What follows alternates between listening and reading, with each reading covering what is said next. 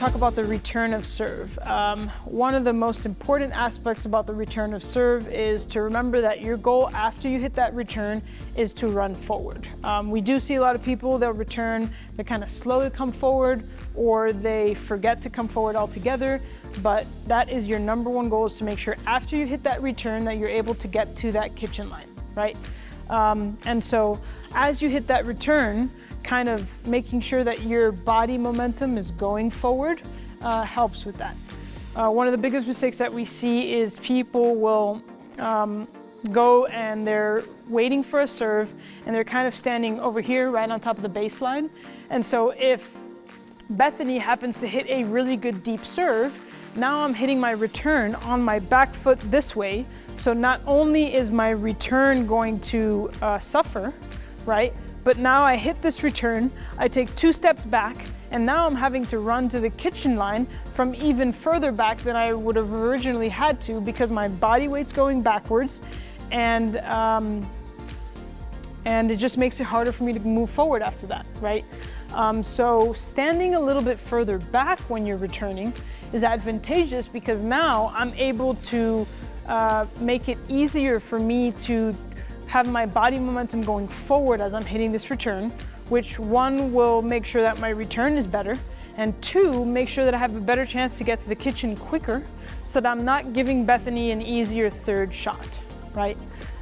So kind of what it looks like, if Bethany hits a serve to me, I'm gonna stand a little bit further back, and I wanna make sure that my body momentum is moving forward, and I'm going through the ball with that body movement going forward as I hit this return, right? So go ahead, you'll serve. I'm here. And so now my return was nice and deep. It was right inside the baseline. And as you could tell, I'm hitting that return, and my body momentum's going into the ball, and I'm moving forward as I'm hitting it, which allows me to get to the kitchen line faster, gives me a better return, and that's exactly what I want, right? Making sure that I'm able to be at that kitchen line when Bethany is making contact with her third shot, right? So another thing that has changed with the return over the years is, you know, maybe a few years ago, your number one goal with the return was to get it deep, right? The drive wasn't as common as it is now. Most people were dropping their third, so it wasn't really a threat. So you could hit that ball nice and deep and basically make your opponent's third shot drop difficult, because they're doing it from further behind the court, right? Now it's kind of a different scenario, because the drive is a lot more common, right?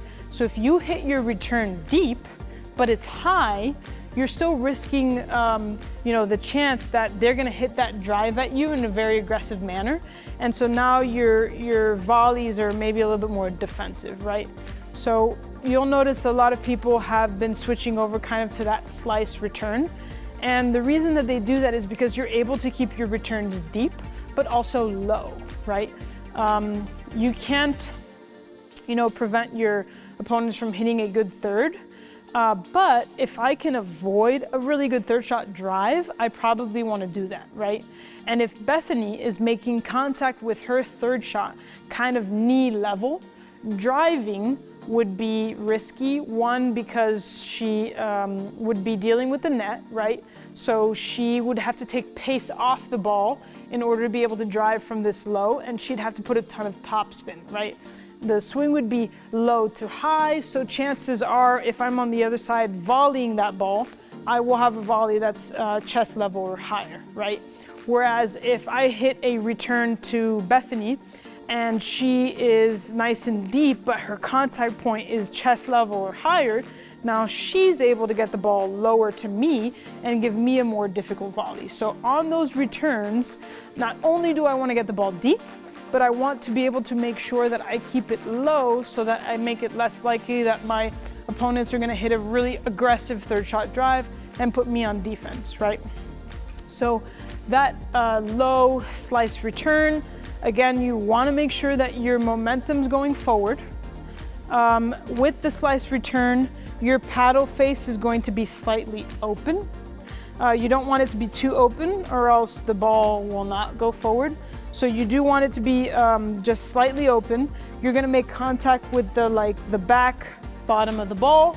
And again, as you're moving forward, you're kind of going to swing your paddle almost in a long U shape, right? So you'll be here, hit down on the ball, make sure that your paddle face is slightly open, and then you'll finish up towards the sky after that slice. We're gonna hit that slice return, make sure we're going through the court. And so now I'm able to get that return deep, but also keep it nice and low, right? Standing a little further back, making sure I keep that return deep. And now I'm putting myself in a good position to start that point off.